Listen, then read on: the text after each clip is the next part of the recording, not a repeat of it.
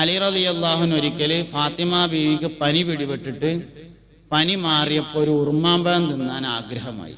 അലിയാരോട് പറഞ്ഞു, അലിയാരെ എനിക്കൊരു ഉറുമാമ്പഴം തിന്നാൻ ആഗ്രഹമുണ്ട്, നിങ്ങൾ എങ്ങനെയും വാങ്ങിക്കൊണ്ടുവരണം.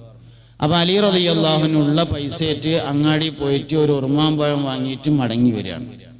വീട്ടിലേക്ക് ഇങ്ങനെ എത്തുന്നതിന് മുമ്പായിട്ട് ജയിൽ മോചിതനായി ജയിലിൽ നിന്ന് വിട്ടയച്ചിട്ട് വരുന്ന ഒരാളെ കണ്ടു.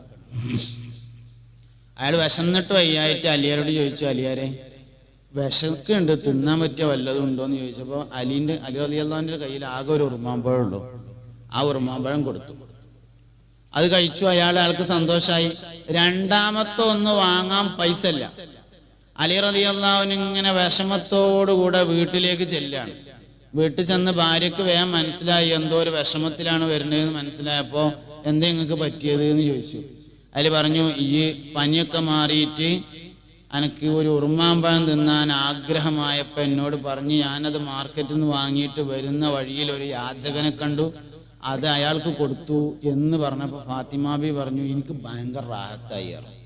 നിങ്ങളത് കൊടുത്തിട്ടില്ലെങ്കിലാ എനിക്ക് ടെൻഷനാകുക, ഭയങ്കര സന്തോഷമായി എന്ന് പറഞ്ഞിങ്ങനെ നിൽക്കുമ്പോൾ ഒരു സ്വഹാബി ഇങ്ങനെ കയറി വരുന്നുണ്ട്. മൂപ്പരെ കയ്യിലൊരു കീസുണ്ട്. അലിയാർക്ക് കീസ കൊടുത്തിട്ട് പറഞ്ഞു, ഇത് നിങ്ങൾക്ക് തരാൻ വേണ്ടി ഒരാൾ തന്നാണ് പറഞ്ഞു. അലി റളിയല്ലാഹു അൻഹു അത് തുറന്നു നോക്കുമ്പോൾ അതിൽ 9 ഉറുമാമ്പഴമുണ്ട്. അലി റളിയല്ലാഹു അൻഹു അത് ഇങ്ങനെ തന്നെ കൂട്ടിയിട്ട് അയാൾക്ക് തന്നെ കൊടുത്തിട്ട് പറഞ്ഞു, ഇത് എനിക്കുള്ളതാവൂലട്ടോ, എനിക്ക് ആള് മാറിയത് ഇക്കാരം. ആ സഹാബി പറഞ്ഞു, അത് നിങ്ങൾക്കുള്ള തന്നെയാണ്, നിങ്ങൾക്ക് തരാൻ വേണ്ടി ഏൽപ്പിച്ചാണ് പറഞ്ഞു.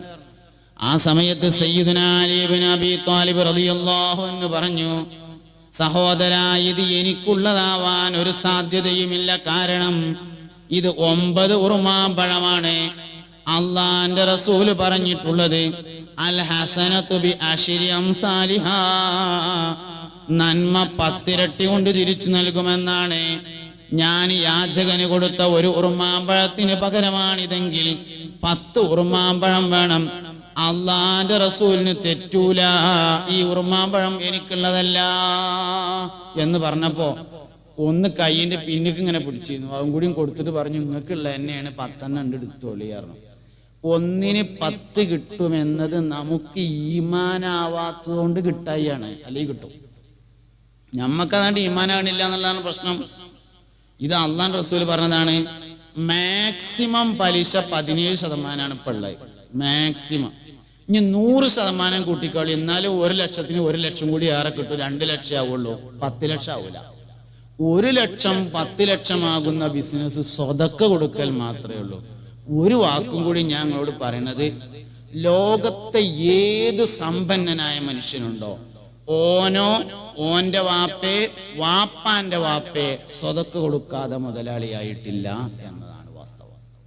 ഒന്നുകിൽ ഓന് അല്ലെങ്കിൽ വാപ്പാന്റെ വാപ്പ അല്ലെങ്കിൽ അതിന്റെ വാപ്പ സ്വതക്ക കൊടുക്കാതെ മുതലാളിയായിട്ടില്ല. ഇതൊരു വലിയ സത്യമാണ്. അതുകൊണ്ട് ആ സത്യത്തെ നിങ്ങൾ ഉൾക്കൊള്ളണം. എല്ലാ ബലാ മുസീബത്തുകളെയും തടയുന്നതാണ് സ്വതക്ക ജാരിയ സദക്ക. അത് ഇൽമിന്റെ വഴിയിലാകുമ്പോൾ വളരെ പ്രധാനപ്പെട്ടതുമാണ്. ഇവിടെ ബിൽഡിങ്ങിന്റെ കാര്യം സൂചിപ്പിച്ചപ്പോൾ കുറച്ച് സഹോദരിമാരെ എത്തിയിട്ടുള്ളൂ, കുറച്ച് ആൾക്കാർ വരാൻ ബാക്കിയുണ്ടായിരുന്നു. അതുകൊണ്ട് അവരോടും കേൾക്കാൻ വേണ്ടി ഞാൻ പറഞ്ഞതാണ്. 10,000 സ്ക്വയർ ഫീറ്റ് ഗൾഫുകാരെ ഏറ്റെടുത്തു. അള്ളാഹു അവരുടെ എല്ലാ ഉദ്ദേശങ്ങളും നിറവേറ്റി കൊടുക്കട്ടെ. അവരുടെ ജീവിതത്തിലും അവരുടെ ജോലികളിലും അവരുടെ എല്ലാ ഇടപാടുകളിലും അള്ളാഹു ബർക്കത്ത് നൽകട്ടെ. കേരളീയ മുസ്ലിം ഉമ്മത്തിന്റെ വലിയ നെടുന്തൂണാണ് വിദേശത്തുള്ള നമ്മുടെ സഹോദരങ്ങൾ എന്ന് പറഞ്ഞത്. അള്ളാഹു കബൂൽ ചെയ്യട്ടെ. അള്ളാഹു ആ ഗൾഫിന്റെ സൗരഭ്യം നമുക്ക് എന്നും നിലനിർത്തി തരട്ടെ. ബാക്കി 10,000 സ്ക്വയർ ഫീറ്റ് ഉണ്ട്.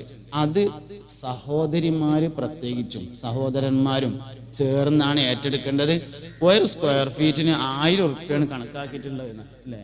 1000 രൂപയാണ് 1 സ്ക്വയർ ഫീറ്റിന് കണക്കാക്കിയിട്ടുള്ളത്. 1 സ്ക്വയർ ഫീറ്റിന് 1000 രൂപ കണക്കാക്കിയതെന്നാ എല്ലാവരും 1 സ്ക്വയർ ഫീറ്റ് ആയിക്കോട്ടെ എന്ന് പറയാനല്ല. അത് 1000 രൂപ നടക്കുള്ളൂ എന്നുള്ളവർക്ക് 1000 രൂപ. 5 നടക്കുക അങ്ങനെ, 10 നടക്കുക അങ്ങനെ, 100 നടക്കുക അങ്ങനെ, ഓരോരുത്തർക്കും നടക്കണതാണ്. അതുകൊണ്ട് വളണ്ടിയർമാർ ആ കൂടെയൊക്കെ ഇങ്ങനെ വരുന്നുണ്ട്, നിങ്ങളുടെ ഇടയിൽ കൂടെയൊക്കെ വരുന്നുണ്ട്.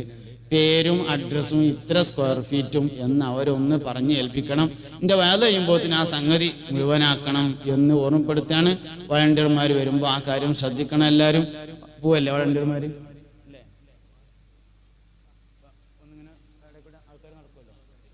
ഇൻഷാ അല്ലാഹ് കുട്ടികളെ അതിൻ്റെ ഇടയിൽ കൂടെ നടക്കും. ആ കാര്യങ്ങൾ ഈ വാത് കഴിയുന്നതിന് മുമ്പായിട്ട് പൂർത്തിയാക്കണം.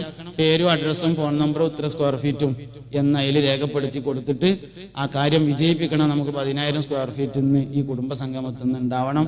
വേറെയും ഒരുപാട് ചെലവുകളുള്ള വളർന്നു വരുന്ന വലിയൊരു സ്ഥാപനമാണ്. ഇൻഷാ അല്ലാഹ് ഇത് എത്ര വലുതായാലും ഇതിനാദ്യം സംഭാവന കൊടുക്കുന്നവർക്ക്, ആദ്യം സഹായിക്കുന്നവർക്ക് അതെന്നും ആസ്വദിക്കാൻ പറ്റും എന്ന നിലയിൽ അതിനെ കാണണം എന്ന് സാന്ദർഭികമായി ഓർമ്മപ്പെടുത്തി ഞാൻ എൻ്റെ പ്രഭാഷണത്തിലേക്ക് തിരിച്ചു വരാം. മുഅ്മിനീങ്ങളെ, കുടുംബജീവിതമാണ് ഞാൻ പറയുന്നത്. കുടുംബജീവിതം ഞാൻ പറഞ്ഞു. കുടുംബജീവിതം എന്ന് പറഞ്ഞാൽ വാസ്തവത്തിൽ അത് ദുന്യാവിലേക്കുള്ളതല്ല, അത് ആഖിറത്തിലേക്കുള്ളതാണ്. ആഖിറത്തിലേക്കാണ് അത് എന്ന് വിചാരിച്ച് അത് ചെയ്ത മുഴുവൻ ആളുകളും വിജയിച്ചു. മുഹമ്മദ് നബി സല്ലല്ലാഹു അലൈഹി വസല്ലം തങ്ങൾ പറഞ്ഞ ഹദീസിലുണ്ട്, നിങ്ങൾ വിവാഹം കഴിക്കുക, തീർച്ചയായും നിക്കാഹ് എൻ്റെ സുന്നത്തിൽപ്പെട്ടതാണ്, വിവാഹം എൻ്റെ ചര്യയിൽപ്പെട്ടതാണ്. അമ്പിയാക്കളുടെ ആദം നബി അലൈഹിസ്സലാം മുതൽ ലോകത്ത് വന്ന അമ്പിയാക്കളുടെ പ്രധാനപ്പെട്ട ചര്യയിൽ പെട്ടതാകുന്നു നിക്കാഹ് എന്ന് പറയുന്നത്, കുടുംബജീവിതം എന്ന് പറയുന്നത്. എല്ലാ നബിമാരും കുടുംബജീവിതം നയിച്ചു. ഇബ്രാഹിം നബി അലൈഹിസ്സലാം കുടുംബജീവിതം നയിച്ചു. മൂസ നബി അലൈഹിസ്സലാം കുടുംബജീവിതം നയിച്ചു. സുലൈമാൻ നബി അലൈഹിസ്സലാം കുടുംബജീവിതം നയിച്ചു. ഔലിയാക്കളിൽ പ്രധാനപ്പെട്ട ആളുകളൊക്കെ കുടുംബജീവിതം നയിച്ചു. ഗൗസുൽ ആദം സുൽത്താൻ മുഹിയുദ്ദീൻ അബ്ദുൽ ഖാദിർ ജീലാനി ഖദ്ദസല്ലാഹു സിർറഹുൽ അസീസ് മാൻ അവർ കുടുംബജീവിതം നയിച്ചിരുന്നു. അതുകൊണ്ട് കുടുംബജീവിതം വളരെ പ്രധാനപ്പെട്ടതാണ്. ചരിത്രത്തിൽ അറിയപ്പെടുന്ന കുറേ കല്യാണങ്ങളുണ്ട്, ചരിത്രം രേഖപ്പെടുത്തിയ കുറെ കല്യാണമുണ്ട്. യൂസുഫ് നബി അലൈഹി ഇസ്ലാമിന്റെയും സുലൈഖാബിയുടെയും കല്യാണം ചരിത്രത്തിലെ വളരെ പ്രധാനപ്പെട്ട ഒരു കല്യാണം. സൂറത്ത് യൂസുഫിൽ ആ വിവാഹത്തിന്റെ വലിയ ഭാഗം പറയുന്നുണ്ട്. ഫലസ്തീനിലെ ഒരു മലയുടെ താഴ്വാരത്ത് താമസിക്കുന്ന ആളായിരുന്നു യാക്കൂബ് നബി അലൈഹി ഇസ്ലാമും മക്കളും. ഫലസ്തീനിലെ മലയുടെ താഴ്വാരത്തിൽ നിന്ന് മിസ്റിലെ രാജാധികാരത്തിലേക്ക് വലിയ ദൂരമുണ്ട്. ചെറിയ ദൂരല്ല, അത് വലിയ ദൂരാണ്. മിസ്ർ തന്നെയാണെങ്കിലും സമ്മതിക്കായിരുന്നു. മിസ്റിലെ പ്രധാനമന്ത്രിയാണെങ്കിൽ രാജാവായി എന്നതിൽ അത്ഭുതം ഉണ്ടായിരുന്നില്ല. ഫലസ്തീനിലെ ഏറ്റവും ദരിദ്രമായ മലയുടെ താഴ്ഭാഗത്ത് താമസിക്കുന്ന കുടുംബാംഗമാണ് സയ്യിദുനാ യൂസുഫ് അലൈഹിസ്സലാം. യൂസുഫ് നബി അലൈഹിസ്സലാമിനെ മിസ്റിലെ രാജാവാക്കാൻ വേണ്ടി അല്ലാഹു റബ്ബുൽ ഇസ്സത്ത് ആദ്യമായി ചെയ്തത് കിണറ്റിടലിടാവുന്നു. അവിടെ രാജാവാക്കാൻ വേണ്ടി അള്ളാഹ് ആദ്യം ചെയ്യുന്ന പരിപാടി യൂസുഫിനെ കൊണ്ടുപോയിട്ട് കിണറ്റിലിടുക. എന്നിട്ട് അവിടുന്ന് കച്ചവടക്കാരെടുത്തിട്ട് യൂസുഫിനെ കൊണ്ടുപോകുന്നു, ചന്തയിൽ കൊണ്ടുപോയി വിൽക്കുന്നു, അടിമയായി രാജകൊട്ടാരത്തിലെത്തുന്നു. സുലൈഖാ ബിവിയോടും അസീസ് രാജാവിനോടുമൊപ്പം യൂസുഫ് നബി അലൈഹിസ്സലാം ജീവിക്കുന്നു, ജയിലിലടക്കുന്നു. ജയിലിലടക്കപ്പെടാനുണ്ടായ കാരണം ഈ കഥ ഖുർആൻ പറയുമ്പോ ഒരു കാര്യം പറയുന്നുണ്ട്. ഞാൻ നിങ്ങൾക്ക് ഒരു രസമുള്ള കഥ പറഞ്ഞുതരാന്ന് പറഞ്ഞിട്ടാണ് ഈ കഥ പറയണത്. നഹ്നു നഖുസ്സു അലൈക അഹ്സനൽ ഖസസി ബിമാ വഹൈന. നബിയെ, നിങ്ങൾക്ക് ഞാനൊരു മനോഹരമായ, കേൾക്കാൻ നല്ല ആനന്ദമുള്ള, അറിയാൻ രസമുള്ള, പറയാൻ സുഖമുള്ള അഹ്സനുൽ ഖസസ് പറഞ്ഞു തരാൻ നബിയെ. ഒരു മനോഹരമായ കഥ, സയ്യിദുനാ യൂസുഫ് അലൈഹിസ്സലാമിന്റെയും സുലൈഖാ ബീവിയുടെയും കഥ. സുലൈഖാ ബീവി റളിയല്ലാഹു അൻഹ അസീസ് രാജാവ് സ്ഥലത്തില്ലാത്ത സമയത്ത്, അസീസുൽ അസ്ഗറാണ്, അസീസുൽ അക്ബർ അല്ല. മിസ്റിലെ വലിയ രാജാവല്ല, രണ്ടാം രാജാവാണ് സുലൈഖാന്റെ ഭർത്താവ് എന്ന് പറഞ്ഞാൽ നമ്മുടെ ഭാഷയിൽ പ്രധാനമന്ത്രിയാണ്. അസീസുൽ അസ്ഗർ ആണ് സുലൈഖാ ബീവിയുടെ ഭർത്താവ്. അസീസുൽ അസ്ഗർ സ്ഥലത്തില്ലാത്ത സമയത്ത് സുലൈഖ യൂസുഫിനെ തന്റെ റൂമിൽ കൊണ്ടുപോയി തന്റെ ആവശ്യങ്ങൾ നിർവഹിച്ചു കൊടുക്കണമെന്ന് പറയുന്നു. യൂസുഫ് അതിന് സമ്മതിക്കുന്നില്ല. യൂസുഫ് നബി അലൈഹിസ്സലാം അതിന് സമ്മതിക്കാതിരിക്കുന്നു. കാട്ടിൽ നിന്ന് വേട്ട കഴിഞ്ഞ് യൂസുഫ് നബി അലൈഹിസ്സലാം അസീസ് രാജാവ് മടങ്ങി വന്നപ്പോ സുലൈഖാ ബീവി ഇങ്ങനെ ആലോചിച്ചു, യൂസുഫും ഞാനും തമ്മിലുണ്ടായ പ്രശ്നം യൂസുഫ് എങ്ങാനും രാജാവിനോട് പറഞ്ഞാൽ എന്റെ കഥ കഴിഞ്ഞ തന്നെ എന്താ കാട്ടുക? ഒരു ഐഡിയ കിട്ടി, ഒരു ഐഡിയ സുലൈഖ കിട്ടി. അസീസ് രാജാവ് യുദ്ധം കഴിഞ്ഞ് വേട്ട കഴിഞ്ഞ് മടങ്ങി വന്നപ്പോ വേഗം അടുത്തേക്ക് ചെന്നിട്ട് പറഞ്ഞു, പിന്നെ ഒരു കാര്യം പറയാണ്ട് പറഞ്ഞു. എന്തേന്ന് ചോദിച്ചു. യൂസുഫ് ഇനി ഇവിടെ കൊട്ടാരത്തിൽ നിൽക്കുകയാണെങ്കിൽ ഞാൻ ഇവിടെ നിൽക്കൂലാറ്. യൂസുഫ് ഇനി ഇവിടെ നിൽക്കുകയാണെങ്കിൽ ഞാൻ നിൽക്കൂലായിരുന്നു. എന്തേന്ന് ചോദിച്ചു. അപ്പൊ പ്രശ്നമൊക്കെ പറഞ്ഞു, വിചാരണ കഴിഞ്ഞു. കുറ്റക്കാരാരാണെന്നുള്ളതൊന്നും അത്ര തന്നെയാണ് നോക്കിയില്ല. യൂസുഫിനെ ജയിലിലടക്കാൻ തീരുമാനിച്ചു. യൂസുഫ് നബി അലൈഹി ഇസ്ലാം ജയിലിലെത്തി. വർഷങ്ങളോളം ജയിലിൽ താമസിച്ചു. യൂസുഫ് നബി അലൈഹി ഇസ്ലാം ജയിൽ മോചിതനായി രാജാവുമായി. ഒരു ദിവസം പിന്നീട് സംഭവിച്ചത്, യൂസുഫ് നബി അലൈഹി ഇസ്ലാം ജയിൽ മോചിതനായി വന്ന് പിന്നെ വിചാരണ നടന്നപ്പോ കുറ്റക്കാരി സുലൈഖയും അസീസ് രാജൻ എന്ന അസീസുൽ അസ്ഗറുമാണെന്ന് വലിയ രാജാവിന് മനസ്സിലായപ്പോ അസീസുൽ അസ്ഗറിനെ കൊട്ടാരത്തിൽ നിന്ന് പിരിച്ചുവിട്ടു. ജോലിയും വരുമാനവും നഷ്ടപ്പെട്ട അദ്ദേഹം ഭാര്യ സുലൈഖയും അങ്ങാടിയിലൂടെ ഇങ്ങനെ നടന്നു അലഞ്ഞു തിരിഞ്ഞിട്ട്. അസീസുൽ അസ്ഗർ മരണപ്പെട്ടു. സുലൈഖ ഒറ്റക്കായി. പിച്ചതെണ്ടി സുലൈഖ ജീവിച്ചു. ആൾക്കാരോട് എന്തെങ്കിലുമൊക്കെ വാങ്ങിയിട്ട് ഇങ്ങനെ ജീവിച്ചു. ഒരു ദിവസം യൂസുഫ് പരിവാര സമേതം യാത്ര ചെയ്യാൻ വേണ്ടി ഇറങ്ങാണ്. അപ്പോ സുലൈഖയോട് ആരോ ചെന്നിട്ട് പറഞ്ഞു, നിങ്ങൾ ഇങ്ങനെ എന്നും രാവിലെ ഇറങ്ങിയിട്ട് ഇങ്ങനെ കയ്യാട്ടി നടക്കേണ്ട ആവശ്യമൊന്നുമില്ല. ഇവിടുത്തെ രാജാവ് സൂപ്പറാണ്. മൂപ്പരോട് ചെന്നിട്ട് വിവരം എന്ന് പറഞ്ഞാൽ ഇങ്ങക്ക് മരിക്കോളം ജീവിക്കാനുള്ളത് മൂപ്പര് തരും എന്ന് പറഞ്ഞു. സുലൈഖക്ക് ഇയാളെ നേരത്തെ അറിയാലോ, അതുകൊണ്ട് പറയാനൊന്നും പോയില്ല. രാജാവ് പരിവാര സമേതം ഇങ്ങനെ നടന്നു പോകുമ്പോ ഒരു ദിവസം മതിലിന്റെ അപ്പുറത്ത് മറഞ്ഞിരുന്നിട്ട് ഉറക്കം ഇങ്ങനെ വിളിച്ചു പറഞ്ഞു, അള്ളാന്റെ ഒരു പണി വല്ലാത്തൊരു പണി തന്നെയാണ്. രാജാക്കന്മാരെ തെണ്ടികളുമാക്കുന്നു, തെണ്ടികളെ രാജാക്കന്മാരുമാക്കുന്നു എന്നിങ്ങനെ ഉറക്കം വിളിച്ചു പറഞ്ഞു. അത് യൂസുഫ് നബി അലൈഹി ഇസ്ലാം കേട്ടു. പരിചയമുള്ള ശബ്ദമാണ് എന്ന് തോന്നിയപ്പോ ആരാണ് ആ ശബ്ദം ഉണ്ടാക്കിയത്? ആളെ കൊണ്ടുവരികയായിരുന്നു പട്ടാളക്കാരോട്. അപ്പൊ സുലൈഖാനെ കൊടുന്നു. ആളെ മനസ്സിലായി. യൂസുഫ് നബി അലൈഹി ഇസ്ലാം പറഞ്ഞു, സുലൈഖ, ഇന്ന് എനിക്ക് സ്വാധീനമുണ്ട്, സൗകര്യമുണ്ട്, എല്ലാമുണ്ട്. നിന്റെ ഭർത്താവില്ല, നിന്റെ ഭർത്താവ് മരണപ്പെട്ടിരിക്കുന്നു. അതുകൊണ്ട് ഇന്ന് നിനക്ക് സമ്മതമാണെങ്കിൽ നിന്നെ ഞാൻ വിവാഹം ചെയ്യാം. സുലൈഖ ബീവി റളിയല്ലാഹു അൻഹ സമ്മതിക്കുകയും അസീസുൽ അക്ബറിന്റെ സാന്നിധ്യത്തിൽ, മഹാരാജാവിന്റെ സാന്നിധ്യത്തിൽ യൂസുഫ് നബി അലൈഹിസ്സലാം സുലൈഖയെ വിവാഹം കഴിക്കുകയും അന്ന് വ്യഭിചാരത്തിൽ നിന്ന് ഒഴിഞ്ഞു നിന്നതിന്റെ പാരിതോഷികമായി അല്ലാഹു റബ്ബുൽ ഇസ്സത്ത് സുലൈഖ ബീവി റളിയല്ലാഹു അൻഹക്ക് നഷ്ടപ്പെട്ട സൗന്ദര്യം തിരിച്ചു കൊടുക്കുകയും ചെയ്തു എന്നാണ് ചരിത്രം. അന്ന് വ്യഭിചാരത്തിൽ നിന്നൊഴിഞ്ഞു നിന്നതിന്റെ പാരിതോഷികമായി സുലൈഖ ബീവിക്ക് സൗന്ദര്യം തിരിച്ചു കൊടുത്തു. ഇത് പറയാൻ ഒരു കാരണമുണ്ട്. എന്താ കാരണം എന്ന് വെച്ചാല്, കുടുംബജീവിതം പരാജയപ്പെടുന്നതിന്റെ പ്രധാനപ്പെട്ട ഒരു കാരണം നേത്ര വ്യഭിചാരമാണ്. നമ്മൾ സാധാരണ ഏത് നിക്കാഹിന്റെ സദസ്സിൽ ചെന്നാലും ഒരു ഹദീസ് കേൾക്കും. എല്ലാ നിക്കാഹിന്റെ സദസ്സിലും ഖുതുബക്ക് ഒരു ഹദീസ് ഓതും.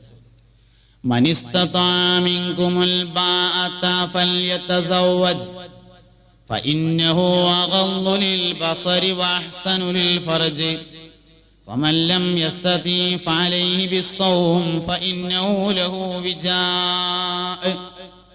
മനിസ്തതാ മിൻകുമുൽ ബാഅത, നിങ്ങളിൽ നിന്ന് ആർക്കെങ്കിലും ബാഅത്തിന് കഴിഞ്ഞാൽ, ഭാര്യയ്ക്ക് ചെയ്തു കൊടുക്കേണ്ട എല്ലാ കാര്യങ്ങളും ചെയ്തു കൊടുക്കുന്നതിനാണ് ബാഅത്ത് എന്ന് പറയാം. അതിന് നിങ്ങളിൽ നിന്ന് ആർക്കെങ്കിലും കഴിഞ്ഞാൽ ഫല്യതസവ്വജ്, അവൻ വിവാഹം കഴിക്കട്ടെ. ഫഇന്നഹു അഗളു ലിൽബസരി, അത് കണ്ണിനെ ചിമ്പിപ്പിക്കുന്നതും വഅഹ്സനു ലിൽഫർജി, ഗുഹ്യത്തെ നന്നാക്കുന്നതുമാകുന്നു. നല്ലോണം ശ്രദ്ധിക്കണേ. നിങ്ങൾ വിവാഹം കഴിക്കുക, അത് കണ്ണ് ചിമ്പിപ്പിക്കുന്നതും ഗുഹ്യം നന്നാക്കുന്നതുമാണ് എന്ന് പറഞ്ഞാല് ലൈംഗിക കുടുംബ ജീവിതത്തിന്റെ പരാജയം നേത്ര വ്യഭിചാരം കാരണം ഉണ്ടായിത്തീരുന്നതാണ്. ഞാൻ പറഞ്ഞത് നല്ലോണം മനസ്സിലാക്കി. കണ്ണും ലൈംഗികാവയവും തമ്മിൽ വലിയ ബന്ധമുണ്ട്. കണ്ണും ലൈംഗികാവയവും തമ്മിൽ വലിയ ബന്ധമാണ്. റോഡ് സൈഡിൽ ഇരുന്നിട്ട് ഇങ്ങനെ കാണുന്ന പെണ്ണുങ്ങളൊക്കെ നോക്കുന്ന ആളെ പറ്റി നമ്മൾ പറയും, ഓൻ നരമ്പ് രോഗിയാണ് എന്ന് പറയും. ആ പ്രയോഗം വളരെ ശരിയാണ്. നരമ്പ് രോഗി തന്നെയാണ് ഒരാള്, ഓനെ കൊണ്ടൊന്നും പറ്റൂല, വലിയ അസുഖമാണ് യഥാർത്ഥത്തിൽ. അപ്പൊ നേത്ര വ്യഭിചാരി കുടുംബജീവിതത്തിൽ പരാജയപ്പെട്ടവനായിരിക്കും. വ്യഭിചാരം ഒരുപാട് തരത്തിലുണ്ട്. ഒരു നന്മ ഒരാൾ വിചാരിച്ചാൽ കൂലിട്ടും, ഒരു നന്മ ഒരാൾ വിചാരിച്ചാൽ കൂലിട്ടും. അടുത്ത കൊല്ലം ഹജ്ജിന് പോകണമെന്ന് വിചാരിച്ചാൽ കൂലിട്ടുമല്ലോ. ചങ്ങായിമാരെ, മനുഷ്യന്മാരെ, അടുത്ത കൊല്ലം ഹജ്ജിന് പോകണമെന്ന് വിചാരിക്കാൻ കായുവാണോ? അടുത്ത കൊല്ലം ഹജ്ജിന് പോകണമെന്ന് വിചാരിക്കാൻ പൈസ വേണോ? എന്നാ പിന്നെ നമുക്കൊന്നും വിചാരിക്കല്ലേ, ഇൻഷാ അല്ലാഹ് അടുത്ത കൊല്ലം ഹജ്ജിന് പോകണം, എല്ലാരും വിചാരിച്ചോളി, ഒറ്റ പൈസയും ചെലവില്ല, ഒരു ഹജ്ജ് ചെയ്ത കൂലിട്ടും. ഒരു നന്മ ഒരാൾ വിചാരിച്ചാൽ കൂലിണ്ടേ.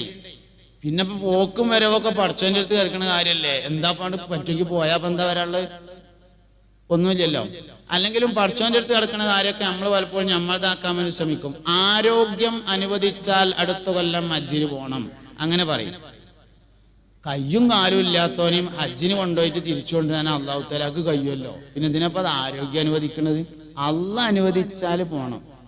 ആരോഗ്യത്തിന്റെ അനുമതി ഒന്നും അതിന് ആവശ്യമില്ല, അള്ളാഹുവിന്റെ അനുമതി. അതിനാണ് തൗഫീഖ് എന്ന് പറഞ്ഞത്. തൗഫീഖ് ഉണ്ടെങ്കിൽ പോകണം എന്നതാണ് ശരി. അപ്പൊ ഒരു നന്മ ഒരാൾ വിചാരിച്ചാൽ കൂലിട്ടും, എന്നിട്ട് ചെയ്താൽ 10 കൂലി ഏറെ. ആരും എന്നോട് മറുപടി പറയണ്ട, പക്ഷെ മനസ്സിൽ ഒരു ചോദ്യം ചോദിക്കേണ്ടത് ഇതാണ്.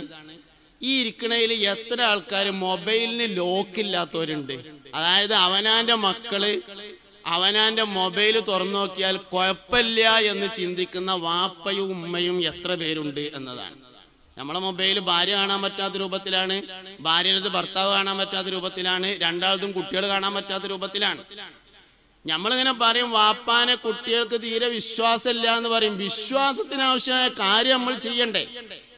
നമ്മളെ സെർച്ച് ഹിസ്റ്ററി, വാപ്പാന്റെ സെർച്ച് ഹിസ്റ്ററി കുട്ടികൾ അറിഞ്ഞാൽ കുഴപ്പമില്ലാത്ത രൂപത്തിലേക്ക് ആവണല്ലോ. അപ്പോഴാണ് വാപ്പാന് വിശ്വാസം ഉണ്ടാകുക. അല്ലെങ്കിൽ വാപ്പാന്റെ വിശ്വാസം തകരൂലേ? ഭർത്താവിന്റെ മൊബൈൽ ഏത് സമയത്തും ഭാര്യക്ക് തുറന്നു നോക്കാൻ പറ്റുന്ന രൂപത്തിലാണെങ്കിൽ, ഭാര്യന്റെ മൊബൈൽ ഏത് സമയത്തും ഭർത്താവിന് തുറന്നു നോക്കാൻ പറ്റുന്ന രൂപത്തിലാണെങ്കിൽ വിശ്വാസ്യത ഉണ്ടാവും. വിശ്വാസ്യത പലപ്പോഴും നമ്മൾ തന്നെയാണ് നഷ്ടപ്പെടുത്തുന്നത് എന്നാലോചിക്കുക. വാപ്പാനെ പറ്റിയിട്ട് മോശമായ ഒരു കാര്യം കുട്ടി അറിയണമെങ്കിൽ എങ്ങനെ? ഉമ്മാനെ പറ്റി ഒരു മോശമായ കാര്യം കുട്ടി അറിയണമെങ്കിൽ എങ്ങനെ? ഞാൻ എപ്പോഴും പറയാറുള്ള ഒരു കാര്യം, പ്രണയവിവാഹം നടത്തിയവരുടെ കുട്ടികൾ നന്നാവൂല എന്നാണ്. അതിന്റെ ഏറ്റവും പ്രധാനപ്പെട്ട ഒരു കാരണം, കുട്ടികൾ ഇങ്ങനെ വലുതാണതിനനുസരിച്ച് എന്റെ വാപ്പയും ഉമ്മയും പ്രേമിച്ച് കല്യാണം കഴിച്ചായിരുന്നു എന്ന് അറിയും. അപ്പൊ അത് എന്തായാലും ഓല് കേടുവരാൻ കാരണമാണ്. അത് വലിയൊരു പ്രധാനപ്പെട്ട കാര്യമാണ്. 5 കാരണങ്ങളെ കൊണ്ടാണ് പ്രണയവിവാഹം പരാജയപ്പെടുന്നത്. അതിൽ ഏറ്റവും പ്രധാനപ്പെട്ട കാരണം, മക്കളുണ്ടായതിനു ശേഷം ഭാര്യയും ഭർത്താവും ഉമ്മയും വാപ്പയും പ്രേമിച്ച് കല്യാണം കഴിച്ചതായിരുന്നു എന്ന് മക്കൾ അറിയുക എന്നത് തന്നെയാണ്. അത് വലിയൊരു പ്രശ്നം തന്നെയാണ്. അതുകൊണ്ട് മാതാപിതാക്കളെ കുറിച്ച് നല്ലത് മാത്രമേ കുട്ടികൾ അറിയാൻ പാടുള്ളൂ, അറിയുന്ന അവസ്ഥയെ ഉണ്ടാവാൻ പാടുള്ളൂ. ജീവിതത്തിൽ ഏറ്റവും കൂടുതൽ ഒരു കുട്ടിക്ക് വിശ്വാസം ഉണ്ടാവേണ്ടത് വാപ്പയെ ആയിരിക്കണം, ഉമ്മയെ ആയിരിക്കണം. അങ്ങനെ ജീവിക്കാൻ മാതാപിതാക്കൾക്ക് കഴിയണം. അങ്ങനെ കഴിയുമ്പോഴാണ് ഓന് വാപ്പ എന്ന് പേരുണ്ടാകുക, അല്ലെങ്കിൽ വേറെ എന്തേലും പേരിടേണ്ടി വരും. വാപ്പയാവുമ്പോ ഈ വാപ്പയാവേണ്ടത് കുട്ടി മരിക്കുന്നത് വരെയാണ്, വാപ്പ മരിക്കുന്നത് വരെയല്ല. സയ്യിദുനാ ഇബ്രാഹിം നബി അലൈഹിസ്സലാം ഇസ്മായിൽ അലൈഹിസ്സലാമിനെ അറക്കാൻ വേണ്ടി കൊണ്ടുപോയി.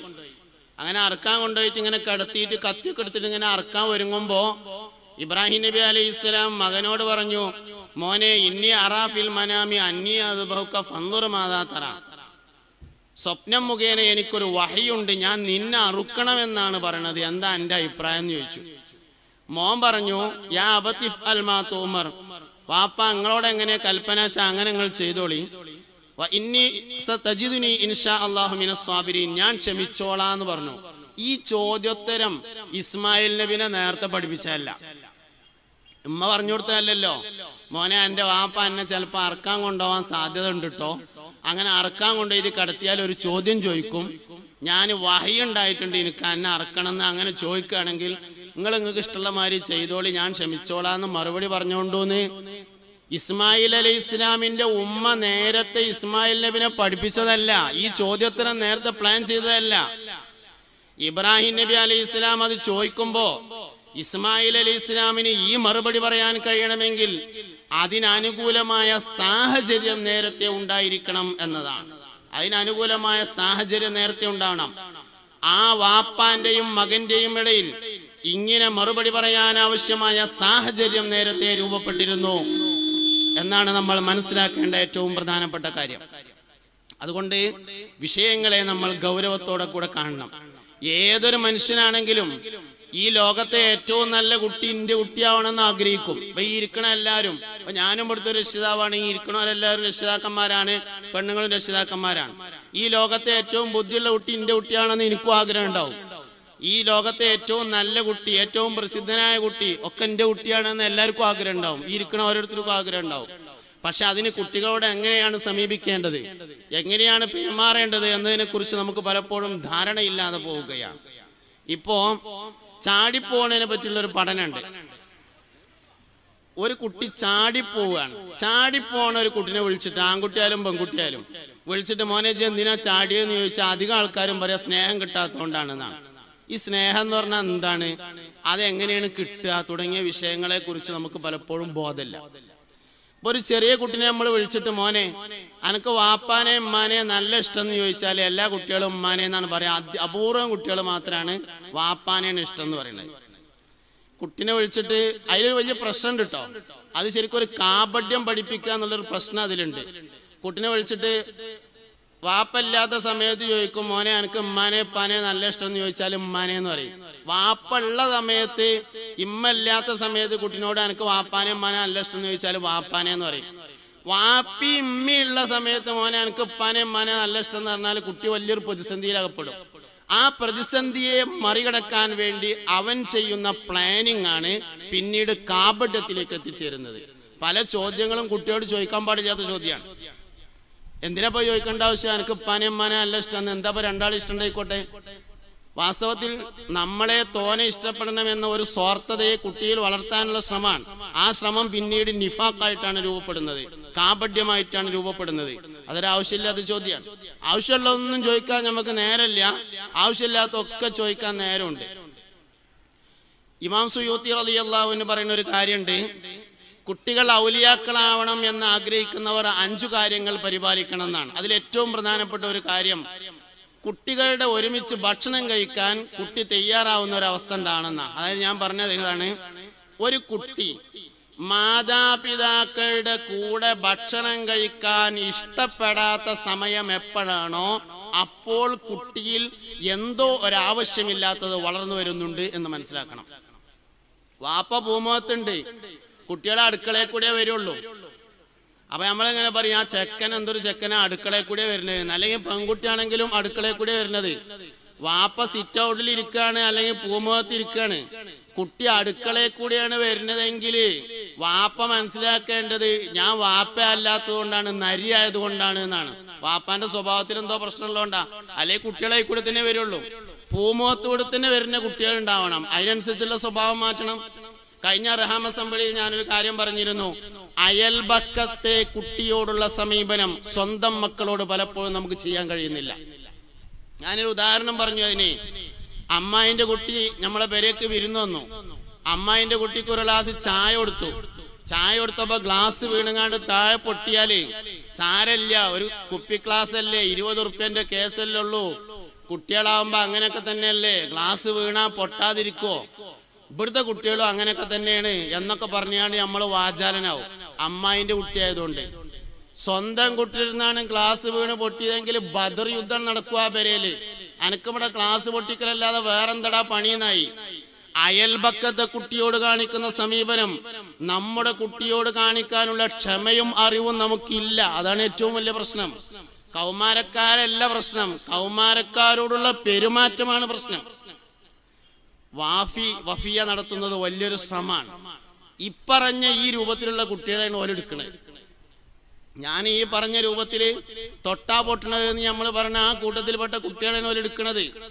അതിൽ വലിയൊരു സംഭവമുണ്ട്. വിജ്ഞാനം നൽകുന്നവനെ അംഗീകരിക്കാൻ തയ്യാറാകുന്നതാണ് മനുഷ്യന്റെ അടിസ്ഥാന മനസ്സ് എന്നാണ്. മനുഷ്യന്റെ അടിസ്ഥാന 3ാം മനസ്സാണ്. മനുഷ്യന്റെ എല്ലാ മനുഷ്യന്മാർക്കുള്ള പ്രത്യേകതയാണ് വിവരം നൽകുന്നവനെ അംഗീകരിക്കാൻ തയ്യാറാകും എന്നത്. വാപ്പ വിവരം പഠിപ്പിക്കുകയാണെങ്കിൽ വാപ്പാൻ അംഗീകരിക്കും, ഉമ്മ വിവരം പഠിപ്പിക്കുകയാണെങ്കിൽ ഉമ്മാൻ അംഗീകരിക്കും. അല്ലെങ്കിൽ ആരാണോ വിവരം പഠിപ്പിക്കുന്നത് വിജ്ഞാനം പഠിപ്പിക്കുന്നതിനെ അംഗീകരിക്കാൻ തയ്യാറാകും എന്നത് മനുഷ്യന്റെ മനസ്സിന്റെ ഏറ്റവും വലിയൊരു പ്രത്യേകതയാണ്. അതുകൊണ്ടാണ് പലപ്പോഴും വാപ്പയും ഉമ്മയും പറഞ്ഞാൽ അനുസരിക്കാത്തത് ഉസ്താദും മാഷും ടീച്ചറും പറഞ്ഞാൽ അനുസരിക്കുന്നതിന്റെ പ്രധാനപ്പെട്ട കാരണം. അപ്പോ കുട്ടികൾ നന്നാവണമെന്ന് നമുക്ക് എല്ലാവർക്കും ആഗ്രഹമുണ്ട്.